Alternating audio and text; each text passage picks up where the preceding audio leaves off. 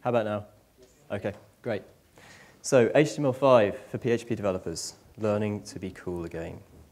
So my name is Andrew Betts. I am a PHP and JavaScript developer. About 8 years ago, I founded a company called Asanka. And for most of that time, we've been building websites, various web applications. In 2006, we started doing a lot of work for the FT. And about a year ago, we started a project with them to create an HTML5 web app. And the intention here was to create something which could provide, using purely web technologies, an experience equivalent to, or if possible, better than, could be achieved with a native app on iPad and iPhone. At the time, the FT actually had native apps on iPad and iPhone, which had won the Apple Design Award. So we had set ourselves a fairly difficult challenge to try and beat what was already there. So I'm going to start by showing you what we produced, and then talk about some of the challenges that go with producing a server application that serves this kind of website. So there is actually some audio, which you probably won't be able to hear. But so it starts off looking like a fairly ordinary website, and this is just in the browser, although some of this is mocked up. So we can swipe between sections. We can use the header bar to change sections, and we've got CSS transitions going on. We can change to a different device. People ask me which JavaScript library we use to do that. So on Android, we have a slightly different layout, and that's partly to do with the size of the screen, partly to do with the different familiarity that Android users have with user interface conventions. As you're browsing through the app, we're downloading content all the time, not just content you're viewing, but content you may want to view later. So when you go offline, as we're doing now, you can then carry on browsing. You can click into links you haven't read yet, and those stories will load, even though you didn't request them before you went offline. Even large images like this, we can store in the local WebSQL database, and we can serve them as data URIs, even when you're not connected to the internet. This is really annoying now, actually. Markets data, again, we're still offline, but the data is available because it was downloaded before we disconnected. We can go back online on a playbook now, so different OS, and the app will detect we're online and update itself. We also support small screen devices, and regardless of the size of the screen, we're actually serving the same code to every device. So it doesn't matter what platform it is or what size the screen is, you get exactly the same code, and all the decisions that we make about layout and adaptations to browser features are made on the device in JavaScript.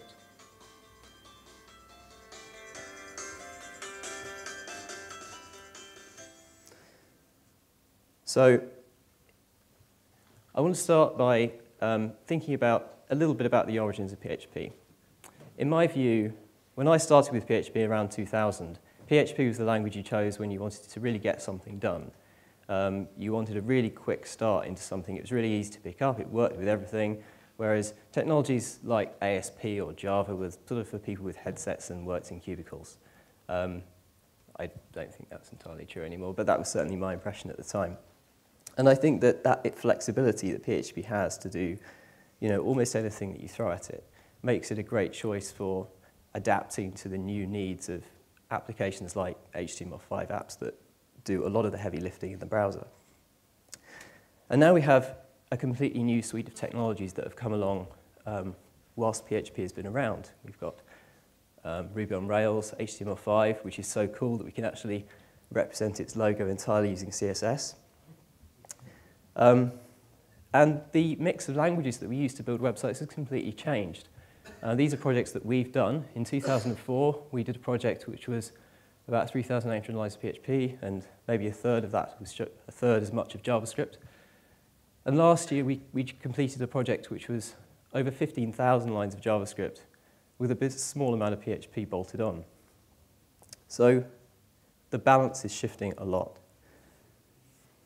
So the question is, does PHP fit into this? Does PHP still matter? Is it still the right choice? Well, these kind of applications that run predominantly in the browser, they still rely on having a powerful server application that can support them and deliver exactly the right services to them. And PHP, of course, is incredibly popular. It's ubiquitous. It offers flexibility, scalability. We've been hearing over the last few days about how much it scales and how there are numerous examples of how powerful and robust it is. But one of the biggest strengths, I think, in dealing with this kind of use case is that PHP doesn't have a particularly predetermined architecture. There is no commonly agreed best practice framework to use to build PHP applications. And that means that we can quite easily invent a new one when a use case arises that suggests that we should do so. And those adaptations that we need to make for this kind of application include dealing with far fewer page loads, because typically a user will make one page load, and after that everything is Ajax. Far more API requests. And when I say Ajax just then, that's probably the last time I'll say Ajax, because another adaptation we need to make is to really standardize the way that we do interactions between our client app and the server, and consider that to be more of a standard API framework than individual case-by-case Ajax requests. We've got a lot of resources which we'll start to see cached in the browser, using a lot more technologies than we used to. Not just the browser cache, but things like local storage and the HTML5 application cache, WebSQL and IndexedDB databases. And considering connections like mobile devices will have 3G connections, they may be on Edge or GPRS, connections which may offer quite high bandwidth, but generally also come with very high latency as well. So whilst we can download large amounts of data fairly quickly, the round trips really kill the performance of your application. So we need to try and reduce as much as possible the number of trips we're making to the server. So with all these adaptations that we needed to make, we needed new solutions, new patterns in our server-side code. And some of the solutions that we came up with, first of all, was to standardize our API. That is to think of our API as a service we're offering to third parties and then to consume it ourselves, rather than looking at it simply as a tightly coupled Ajax connection between the client and the server. We started to look at request batching to reduce those HTTP round trips, queuing and decoupling to, again, reduce the number of round trips, to queue up things and then process them all at the same time. Delivering page fragments rather than entire pages, versioning our resources because we have to start coping with users that have session times on a single page that can run into days. So we release new server-side code, and a week later someone is still using a JavaScript file that has long since been upgraded. And bootstrap pages, pages which are regular web pages initially, but turn themselves into an enhanced experience application. So dealing with these in turn, we'll start by looking at building an API. Now, Twitter is a good example of this, where the first iteration of the Twitter API was actually quite an afterthought. Developers could use it, but Twitter didn't use it themselves. And that kind of showed in the design of the API. And more recent iterations of the Twitter API are actually used to power twitter.com. So if you go to the main Twitter site, you're actually using an application which is powered by the Twitter API. And that really pervades then the design of the API on the server side. They're designing it for themselves as well as for everyone else. So if you take that philosophy, even if you're not going to be offering that API to third-party developers, then you start with the principle that you need to create an API framework. You need to do certain things generically, things like authentication. And even if that's not authenticating the API user with an API key, it might be authenticating the end user. It's still something we can deal with generically. Validating permissions to run individual methods, filtering inputs, encoding outputs, handling exceptions, catching errors, and caching output. All of that we can do generically, and then we can implement individual actions within the API very easily. This is the kind of framework we use. We break it into 3 parts. We have an API controller, which acts as the interface between our HTTP and our API framework. So this is where we do things like our batch decoding, input filtering, output formatting, caching. And this is where you could do things like rate limiting as well. Then we have an API class, which gives us things like action validation. So if we call an action that doesn't exist, that's where we would throw an exception for that. And then we have individual classes representing each method that the API can run.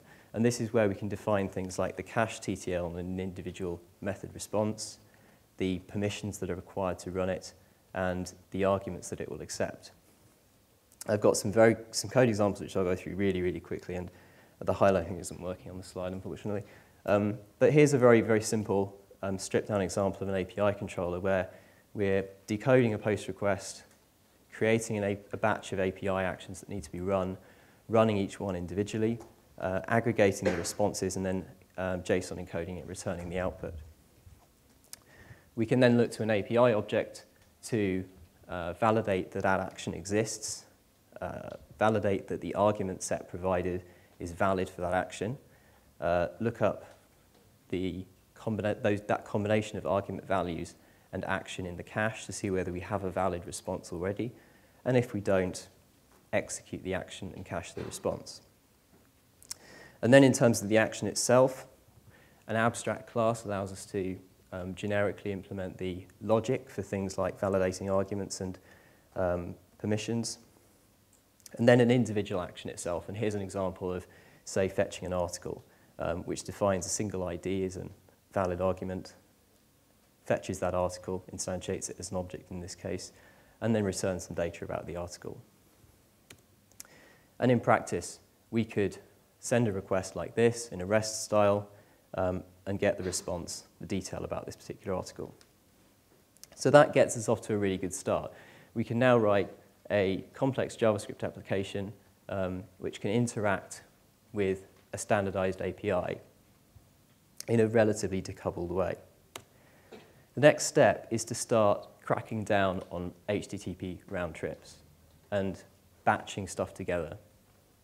What we don't want to do is get into a situation where we combine multiple pieces of logic into the same request. So you might well have an application that on startup will send an AJAX request saying, do all that startup stuff, and the server does all that startup stuff and then sends a whole load of stuff back. And we don't really want to tightly couple things in that way. It's much better to keep our API methods quite clean, but still minimize HTTP round trips by batching more than one of them into the same request. So we could do this. So instead of using REST style, post to the API endpoint and send multiple API actions, and then get the responses in the order they're requested. And the next step, moving on from this, is to be lazy about it, start queuing API actions, but not executing them straight away. There's quite a number of things that a JavaScript application may want to send back to the server, which it doesn't need to be acknowledged. So things like analytics, syncing preferences, check-ins, login debug, anything which you don't need the response from the server to display to the user synchronously. And obviously doing this incurs a risk that the user will navigate away from the page whilst we still have a queue of API requests that we need to send. So we actually persist that queue to local storage whenever it changes. So when the app starts up again, i.e. we visit another page on our domain, we can retrieve that queue from local storage and process it then. And this enables us to do things like this, where different parts of our JavaScript application are generating API actions that need to be sent to the server, and they are independent of one another. They don't know that other parts of the application are asking the API to talk to the server. But nevertheless, those actions are batched together into a single request. And this happens because when the part of the application that wants to log an event to the server says, send this log event action with these arguments, it doesn't tell the API to execute it. It just says add it to the queue. But when we need to display an article, so say we viewed article 1245, we shared article 1235, we played this video, now we want to view article 12346, but we don't have that. So we're going to have to fetch that from the server and wait for it. So we need to actually execute the API queue at that point because we have to wait for that response. So we take that opportunity to send everything else that's in the queue. And because the part of the JavaScript application which is generating that, the need for that action is attaching a callback to it, it'll only get the response that pertains to its particular action. So although the server is sending back true, true, true in response to logging this analytics data, that response is not affecting the part of the application that wanted to know about the article. And so this all leads us up to the final part, which is to make your application work offline. Who here has created a website that I can load in the browser without being connected to the internet? 2. I'm impressed. This is really, really new stuff. And to do it, you need probably a combination of all 3 of these technologies. 2 of them are JavaScript APIs, the local storage and indexed database API, sometimes implemented as WebSQL, sometimes as IndexedDB, and the HTML5 application cache. Now, because 2 of these technologies are JavaScript APIs, we can only use them when we are in a JavaScript environment, i.e. we have already loaded a web page. So there's only one of these technologies that can help us out if we have an empty browser and need to load a page and we're offline, and that's the application cache. Unfortunately, the application cache is rubbish for 3 significant reasons. One, the most important of which is that it is atomic. If you put 100 files in the application cache and you want to update one of them, the browser will download all 100 files again. And if it fails to download one of them, it will throw away the other 99, and it will stick with what it already has. So in practice, this means that users who have your content in their app cache can quite often get stuck on it, and it can be quite difficult to shift. Generally, the implementations of app caches we found to be a bit flaky. We came across one problem where actually renaming our manifest something other than manifest actually solved the problem because we weren't conflicting then with other sites naming their manifest. And the JavaScript API can be quite inconsistently implemented across different platforms. So what should we use the app cache for? Well, as I said, it's the only option you have to load a resource when the user is offline. So there are certain things we really have to use it for. Fonts, sprites, if you have your application has an icon or any splash screen images, we need to store those. But the most important thing is we need one HTML page. And this HTML page goes in the fallback section of your cache manifest because we want this page to be loaded for every single URL on your site. Most of us have websites that have more than one URL. In fact, most of us have websites with thousands or hundreds of thousands or millions of URLs. We can't put every single one of those URLs into the manifest, and we can't have all of those individually stored in the app cache. So instead, we have to store a fallback page. And this is something that will be served by the application cache if the user requests a URL that's not in their app cache and they're offline. And it essentially acts like a client-side front controller. I'll go into that in slightly more detail in a second. And there are things that you shouldn't put in your app cache. And these are the things that you might instinctively think you should put in your app cache: JavaScript, CSS, and content. The reason you shouldn't put any of this stuff in your app cache is because you want to change it too frequently. As soon as you want to change one of these things, your users are going to have to re-download everything in their app cache. And that's something you want to have them do as infrequently as possible. So the solution for that is really to put those resources into local storage. So generating a manifest file for your app cache. There are three main sections. The first one is the cache manifest list, which is a list of all the URLs that the browser should store offline. Now, as part of this list, we should also include a version number. The reason that having a version number in a comment is important is because if you want to update any of the resources in the manifest and you want the browser to re-download the manifest, or re-download the resources listed in the manifest, then the manifest itself has to change.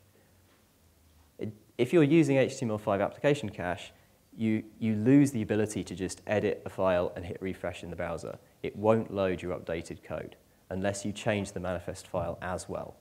And even then, it won't load your updated code on the first refresh. It will only appear on the second one, which is convenient. The second section is your fallback section. Under fallback, you put a prefix path, which is everything beyond this path should be susceptible to loading this fallback if there's no resource in the manifest. And so we just define one of those for all request URIs on our domain. And then finally, the network section, which essentially says if there's a network available, use it for everything. Now, when we're creating this kind of application and we're creating application cache manifests and we're trying to make things work offline, the temptation is always to do crazy things like have a web page that contains nothing but a script tag, which essentially bootstraps our application and makes everything work. But of course, you also break the internet by doing that. So there are certain things that you should try to ensure you maintain in order to not break the internet. Every distinct view in your application should ideally have a URL that, if you request it from the server, actually returns a representation of that resource, because that is the purpose of a URL. Ideally, it should be crawlable. If you request that URL, you get a representation because you may be a bot rather than an end user. And ideally, it should work if you have JavaScript turned off, which is a slightly odd concept for an application that is 95% JavaScript. But if you can get your app to work in some basic way with JavaScript turned off, then so much the better. And we can do this. And we found we can do it by creating a bootstrap process within every page load.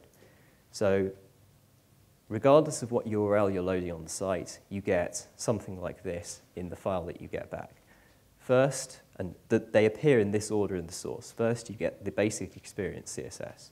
This is a short amount of CSS that allows us to correctly display a splash screen, a number of error messages, which we may want to display, and it formats the content of our site in a really basic way.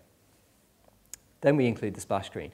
Now, at this point, if JavaScript is enabled, we'll be seeing a splash screen, even though we haven't downloaded the rest of the page yet. If we haven't got JavaScript enabled, splash screen, probably in a no script tag, we'll then see the content, and the content will be formatted using the basic experience CSS, which means that we don't then even have to download the remainder of the page. The browser will continue to do so, but if you're not a JavaScript user, you've now got everything you need to actually see the content formatted correctly. Then we can include a number of error fallback messages that will be hidden in the source that we can turn on if and when we get problems later. And finally, the boot JavaScript. And this is a section of inline JavaScript which doesn't change often, so we don't mind putting it in the app cache. And its purpose is to do feature detection in the browser, measure the screen, work out what the capabilities of the device are, and then conditionally load additional resources from local storage or from the network to enhance the experience and turn the page into an app.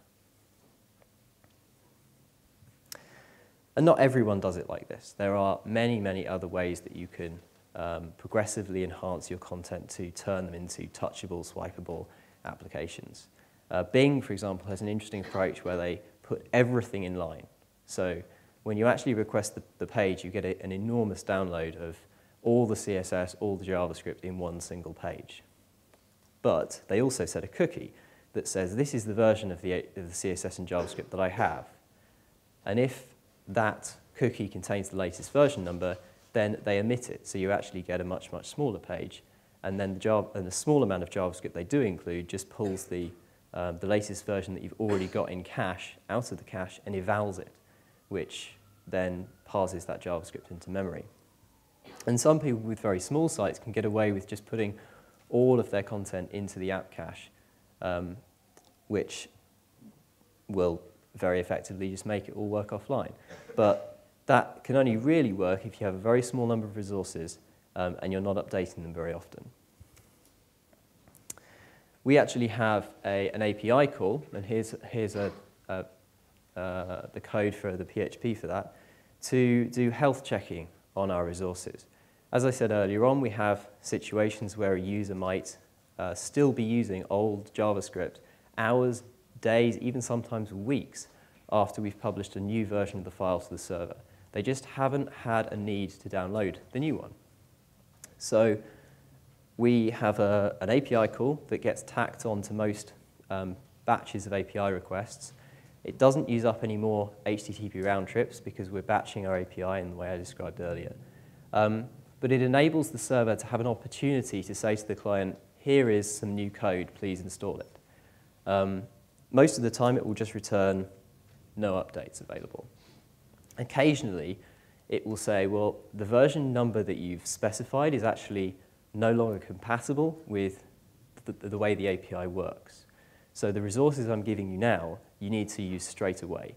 So that will actually force the JavaScript client to pop up an overlay saying to the user, we need to refresh your browser now because you need to adopt this new code. And in some cases, we can just give them the new code and wait for them to go away and come back again. And when the next time they reload the page for any reason, they'll be upgraded. So it's kind of like silent updates in Chrome or whatever. And the final thing that I'll cover is error handling and debugging. When your application, 95% of your application is running on the client, it can be really hard to capture problems. In PHP, we actually have a really powerful set of tools, things like Zen Server, Xdebug, and so on, that give us a wealth of information whenever anything goes wrong. Whereas in JavaScript, we really have to start from scratch and do it ourselves. So what we've done is we've added an API method for logging debug. So whenever we catch an error or exception in our JavaScript, we ask the user what went wrong, and we submit every scrap of information we can find to the server to help us debug that problem.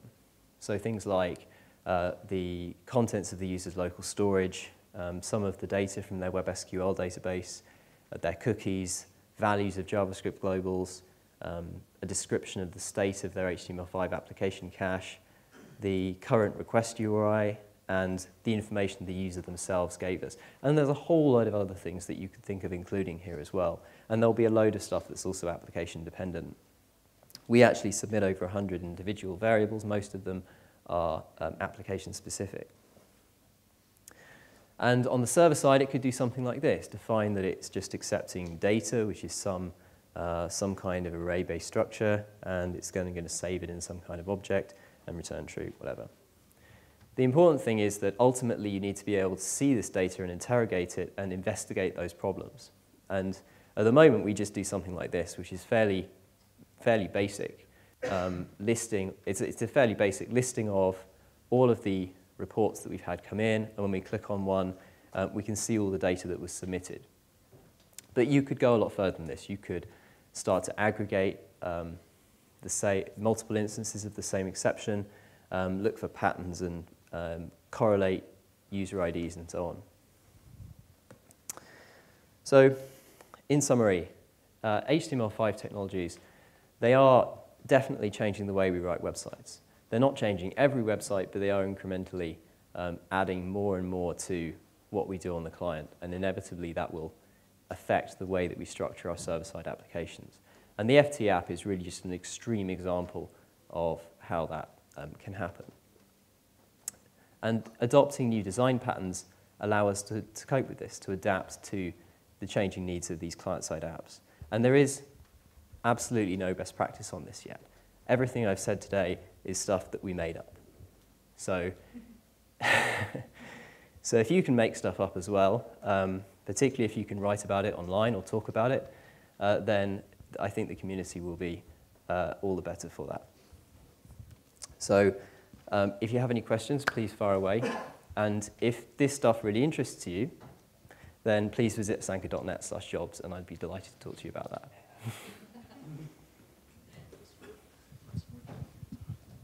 Yeah, I was just wondering, you're obviously learning a lot of things as you go. I was just wondering if you're sort of publishing any of these things on a blog like you have with like Etsy and Netflix, that sort of thing, so others can learn from it? We are, not as much as we would like, but one of the things that came out of the FT app was, and this is purely JavaScript related, but one of the things that came out of the FT app was that in the browser, typically a click event takes around 300 milliseconds to register, whereas in a native app, you can react to touches very, very quickly. And the reason for that is that the browser is actually waiting for you to see whether you're going to do a double tap, because a double tap would zoom in. Now, in our application, we don't need that because we actually size the content to perfectly fit the screen. So we've created a polyfill called FastClick that turns touch events into clicks. And that enables us to react far faster and get more of a feel of a native application. So we open sourced that. That's available at sanka.net/fastclick. And there's a load of other stuff coming, but we just haven't had time to put it up there.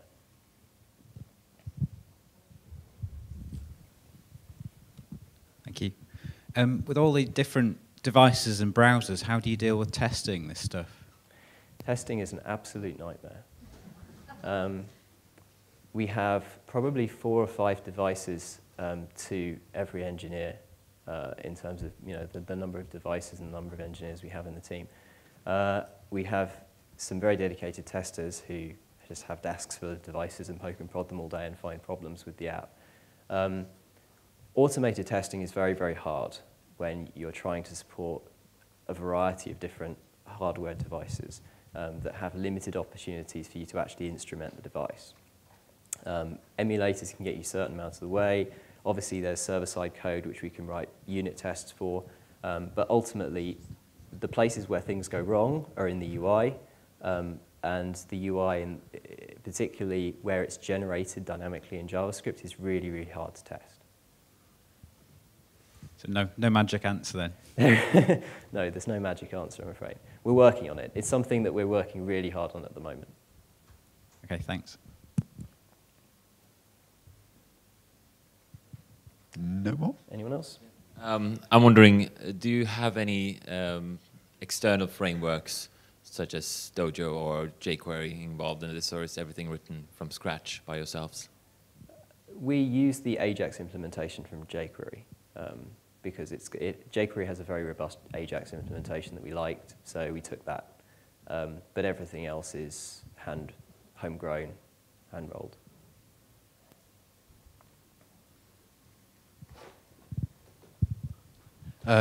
Graceful degradation or progressive enhancement? It's progressive enhancement, certainly, yeah. I mean, there would be no way of doing graceful degradation from something which is so complex in a browser that simply didn't understand it. So we have to start with something very simple, and then we add all the resources that we can load into it if the browser supports it. Yeah, that's a no-brainer for this kind of thing.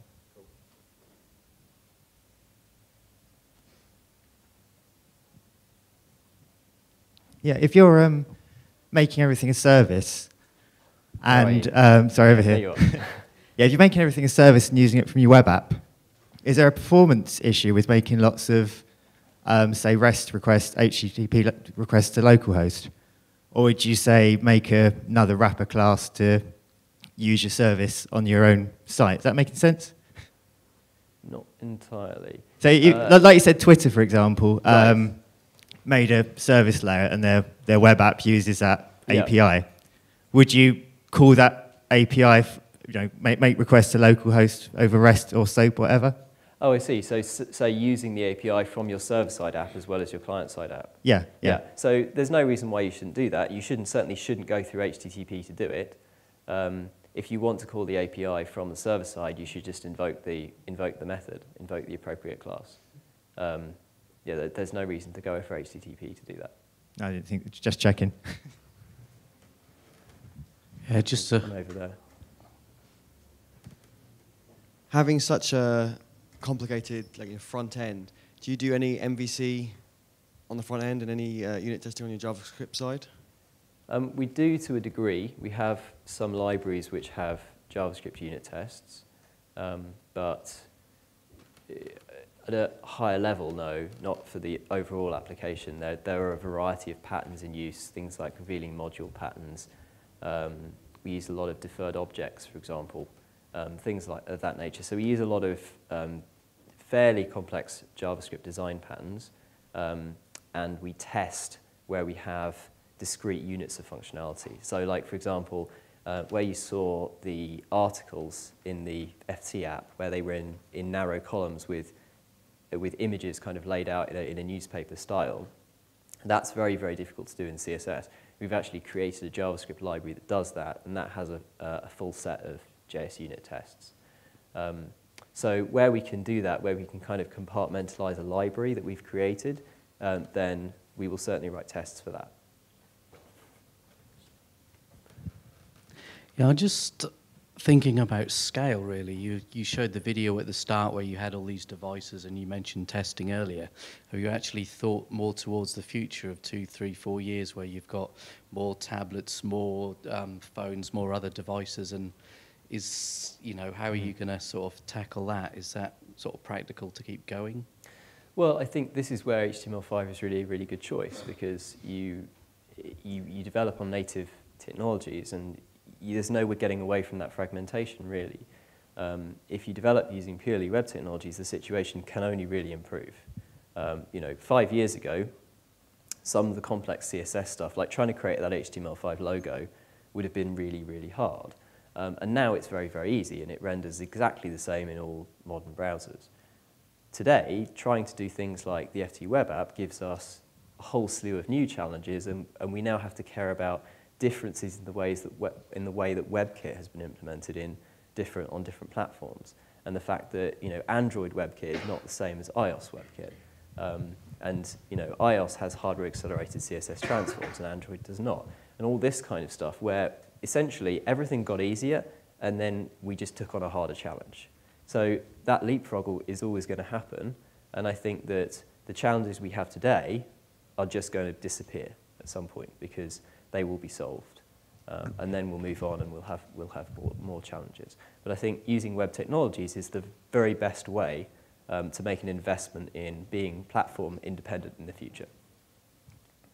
So how long do you think it will be before you can write an HTML5 application and absolutely reliably know that it's going to work in, say, both Chrome and Firefox and work exactly the same? Well, I think it's sort of the same answer, really, because I could say today, if all you want to do is write the HTML5 doc type and then H1 hello world, that will work in every browser and will look exactly the same.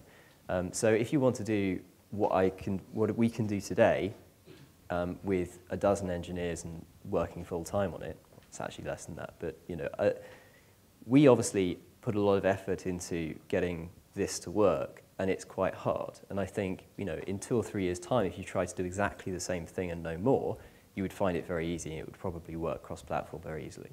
But you won't, because you'll want to do the next thing.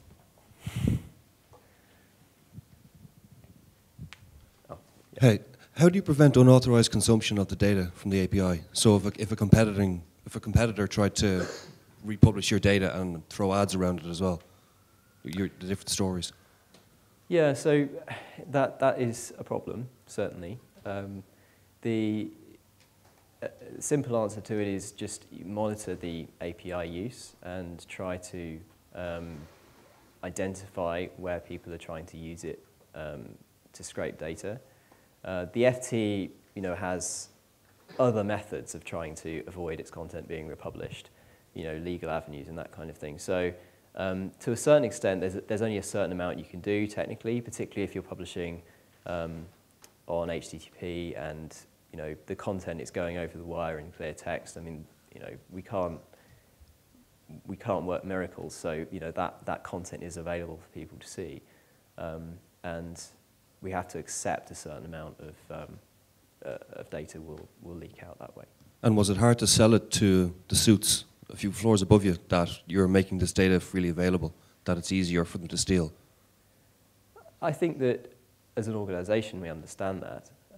The FT actually uses this, let me get in trouble now, uses this JavaScript library which I really dislike, which when you copy and paste content from an FT article will add an extra piece of text to the bottom of it that says, you know, it just says something about the value of journalism and the fact that you shouldn't republish content that doesn't belong to you. And you know, that's really all you can do. I mean, that doesn't sound like a lot, but it's just making sure that you're stating the copyright in the right places so that people are definitely aware of you know, what they can and can't do with the content legally. But you know, trying to, it's all, you know, it's like DRM, trying to put obstacles in people's way to stop people doing things they shouldn't is inevitably going to inconvenience people who are doing things that they should. So we try not to do that. Any last questions? Okay. Well, in that case, I think we can say a very big thank you to Andy for the excellent talk. Thank you.